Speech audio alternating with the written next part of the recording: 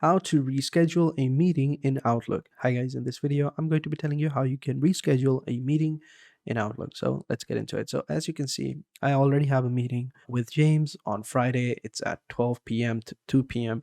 and I want to reschedule it. The easiest way to do that, if you want to move it around a couple of hours, just drag in to another date.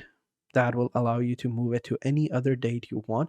But if you want to move it on the same day but at a different time, then just simply click on the meeting itself, click on edit, and then choose a different time. So over here, you can choose it, let's say 4 p.m. to 6 p.m., 2 hours. There you go. It's already done.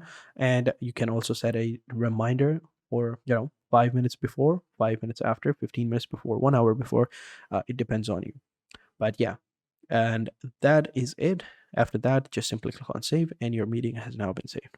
And again, if you want to move it around, just move it to a different date and it'll be done. So that is it. That is how you do it. That is how you reschedule a meeting in Outlook. So thank you guys for watching, and until next time, take care and goodbye.